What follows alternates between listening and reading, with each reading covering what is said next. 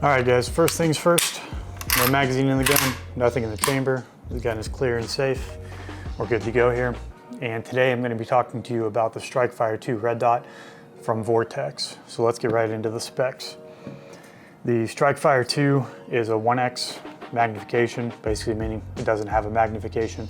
However, for those of you that might want a little bit of magnification to go with it, Vortex has a 3x magnifier, the VMX 3T, that is compatible with the Strikefire II and will line up with the Strikefire II in its standard cantilever mount when mounted to a standard AR-15 upper receiver. Mounted to the AK in this configuration, I don't have the compatibility for the magnifier, but for those of you running a standard upper receiver AR-15, you can mount the magnifier with this optic, no problem. The objective lens diameter is 30 millimeter, which is great.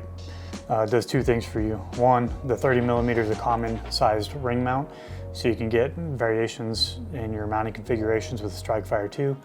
And two, more importantly in my opinion, is the 30 millimeter objective gives you a large field of view. And having a large field of view with a red dot or holographic sight is pretty essential in my opinion, if you want to maximize the effectiveness of the red dot. Because having those real micro, narrow fields of view red dots really constricts the context for where you're aiming. And up close, it's not a huge deal, but if you're taking any kind of shots at distance, 200-300 meters, where it may be difficult to see, exactly where the target is that you're shooting, as well as it being occluded by the dot itself, having that context in the environment around it to where you're aiming. So when you're looking, you see the target, and then you bring the optic up to it, you can, fit the piece of the puzzles together as to where exactly you're aiming based on the surroundings with a large field of view. Hopefully that makes sense. But, large field of view, better in my opinion. The reticle itself is a red dot, and which there seems to be some confusion as to the difference between red dots and holographics. It doesn't literally just mean it is a red dot, even though it is. Red dots and holographics are actually two different projection systems. And red dots have some advantages over holographics in that typically the batteries are going to last longer and the optic itself, or the internals and the electronics, are going to be more durable. It's not always the case, especially as technology is improving. Holographic sights, battery life and durability are improving over time. But right now I think red dots still beat them in that category. However, red dots typically are a little harder for people with astigmatisms to use than holographic sights. Holographic sights are typically a little more clear and crisp. However, the dot in the Strikefire II is actually surprisingly crisp, and I say that coming from somebody that has an astigmatism himself. So it's pretty good on that front. Adjustment graduation.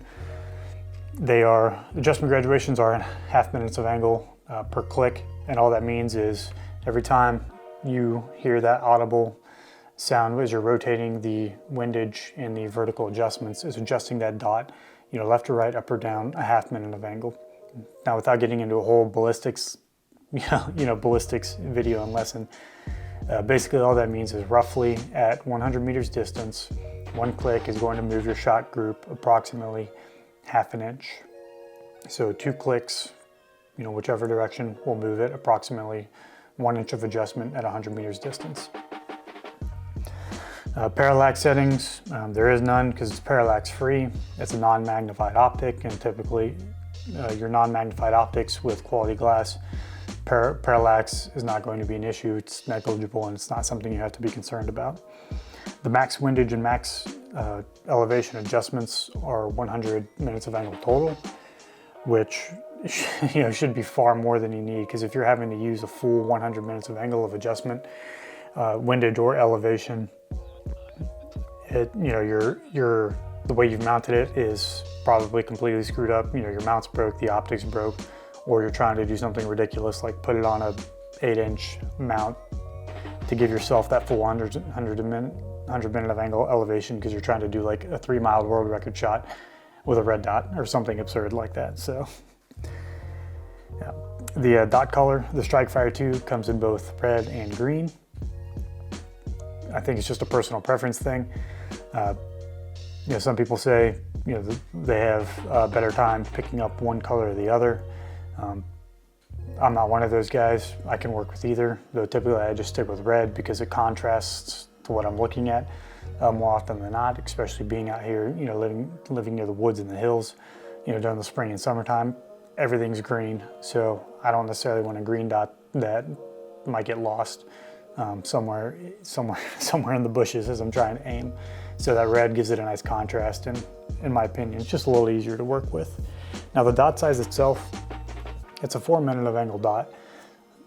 Some red dot manufacturers and holographic sight manufacturers, you know, they'll advertise like their dots being 2 minutes of angle, meaning it's going to cover either 2 minutes of angle, or like this one, a 4 minute angle, it's going to cover 4 minutes of angle worth of size at 100 meters distance of the target. So 4 MOA with the Strikefire II basically means if I have it on the standard daytime brightness setting, which is setting 6 out of 10 with this, it's going to be a 4 minute of angle dot, and it's going to cover 4 inches approximately of the target that I'm aiming at 100 meters distance. Now minutes of angle, you know, they're relative to the distance that you're shooting at. So 4 minutes will be 4 inches at 100 meters. If I'm shooting at a target at 200 meters, it's going to cover 8 inches. It's going to double. 300 meters, it's going to triple. So I'm aiming at it with a 4 minute of angle dot. It's going to cover 12 inches of the target.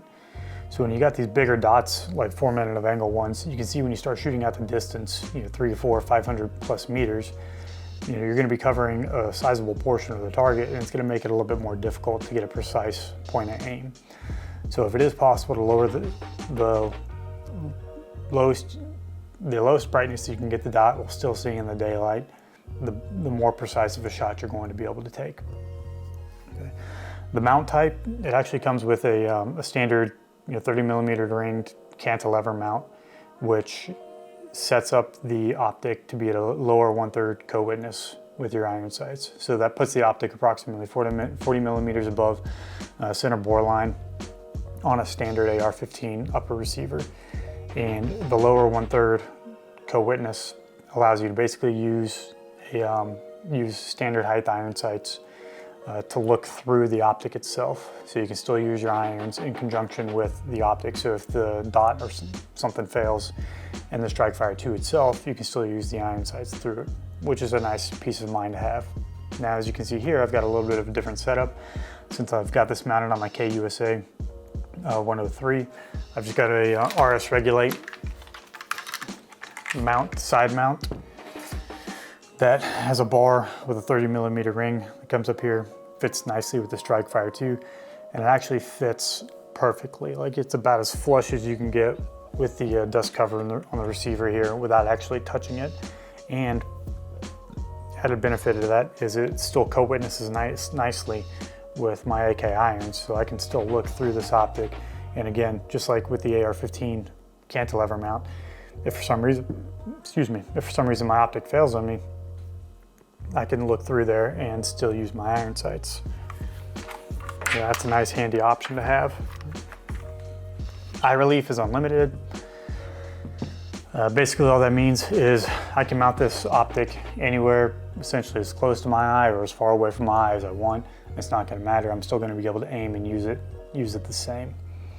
So right here I have it at an intermediate position. It just gives it a nice balance, weight-wise and aesthetically wise.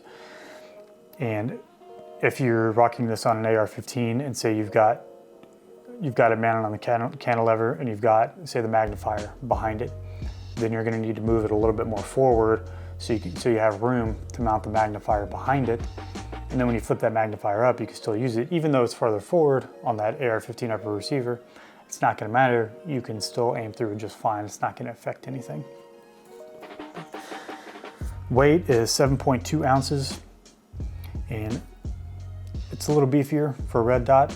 And the old adage, ounces equal pounds. So if you're trying to create like the ultimate light fighter rifle or whatever, you're using something, you're going crazy, right? Carbon fiber barreled, polymer lowers, lightweight bulk carrier groups, and you're just trying to create like a usable 4.5, 5 pound AR-15.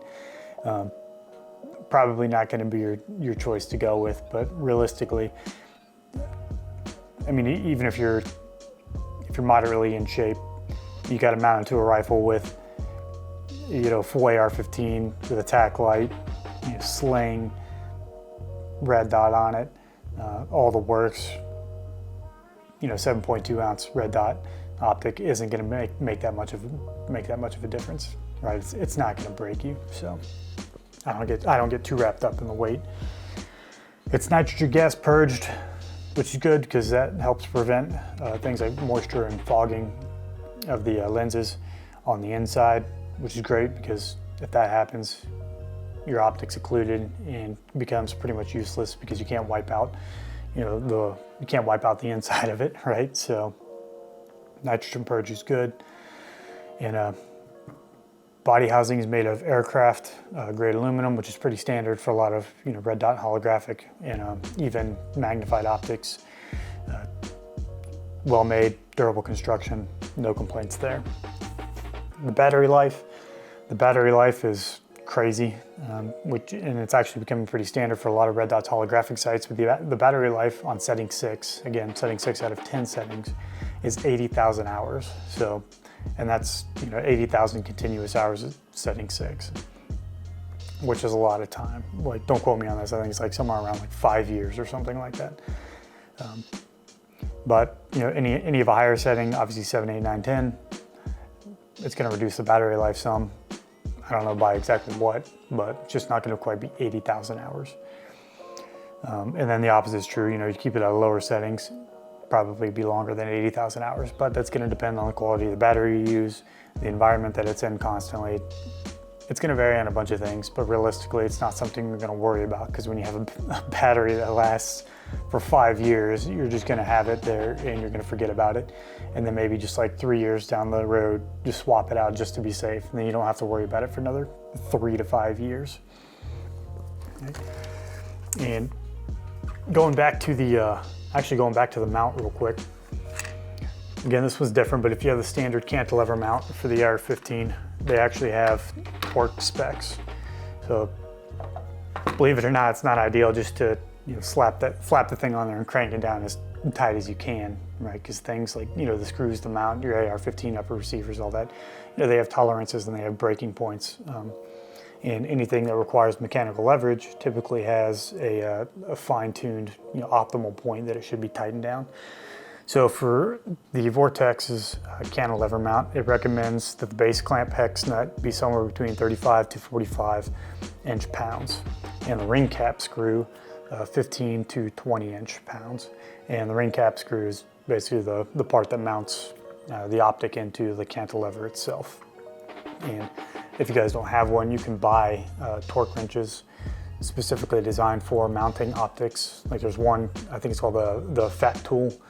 I don't remember what the acronym stands for off the top of my head, but it's basically a torque wrench designed specifically for mounting optics, especially if you're doing any kind of precision shooting.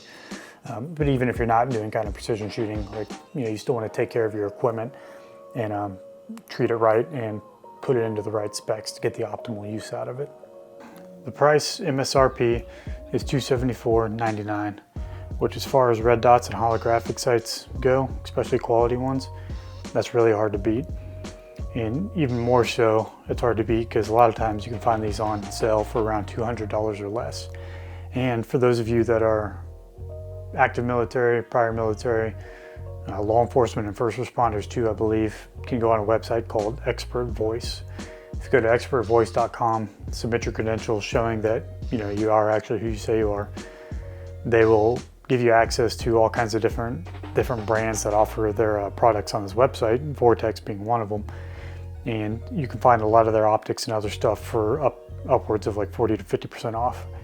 So, it's starting out at $275 and you knock 40% off that, you're looking at a really good price for something that you're going to get a lot of value and a lot of good work out of. So that's the basic overview of the Strikefire II. Hope you guys have enjoyed it so far.